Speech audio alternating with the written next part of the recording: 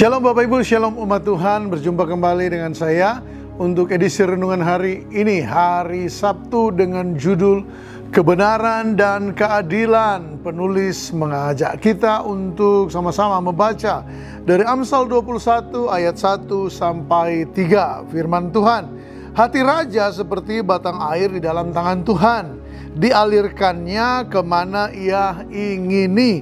Setiap jalan orang adalah lurus menurut pandangannya sendiri, tetapi Tuhanlah yang menguji hati.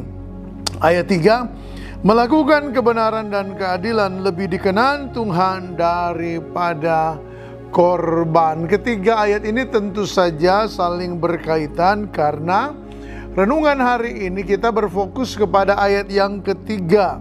Melakukan kebenaran dan keadilan lebih dikenan Tuhan, atau lebih menyukakan hati Tuhan daripada korban. Nah, saudara, bukankah kita juga bertumbuh dalam ajaran bahwa orang percaya sejak zaman Perjanjian Lama, Perjanjian Baru adalah orang-orang yang diajarkan untuk mengekspresikan cintanya kepada Tuhan dengan mempersembahkan korban. Hanya bentuk korban di Perjanjian Lama kan berbeda. Lalu kemudian Yesus ketika membaharuinya menjadi korban yang sejati, mengeliminasi korban binatang, membuat kita menafsirkan korban sebagai hidup yang dipersembahkan kepada Tuhan.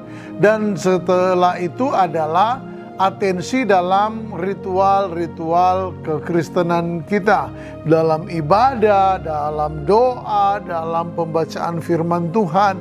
Bukankah itu semua penting dan benar? Tentu saja.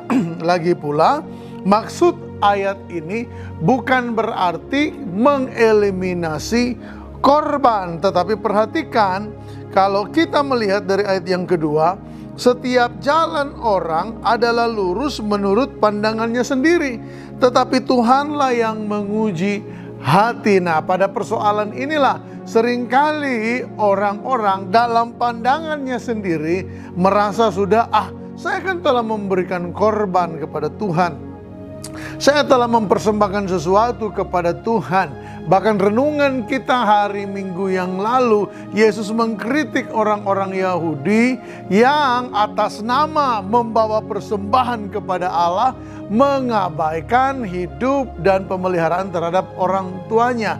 Yang jadi masalah sekali lagi adalah motif hatinya. Itu kenapa Allah yang benar dan adil itu menuliskan ini, bahkan mungkin dalam kalimat yang lebih tepat mewahyukan ini kepada penulis kitab Amsal dengan kalimat melakukan kebenaran dan keadilan lebih dikenan Tuhan daripada korban. Artinya begini, kita melakukan kebenaran menyenangkan hati Tuhan.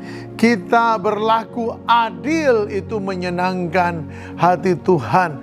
Jangan sampai kita menjadi orang-orang yang Kristen yang luar biasa di dalam menghadiri ritual-ritual keagamaan kita, yang mungkin luar biasa dalam mempersembahkan korban, tetapi hati kita dipenuhi dengan ketidakadilan. Kita suka berpihak pada yang salah, kita suka berpihak secara berlebihan, bahkan kepada yang benar, lalu merendahkan orang-orang yang sedang salah.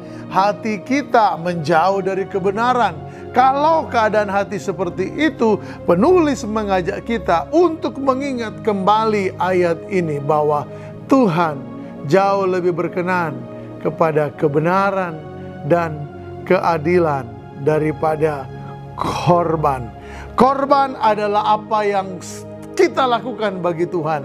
Kebenaran dan keadilan adalah tentang Tuhan, karena hanya Tuhanlah yang benar, hanya Tuhanlah yang adil. Saat kita mengutamakan kebenaran dan keadilan, kita mengutamakan Tuhan melebihi semua ritual yang kita bawa untuk Tuhan.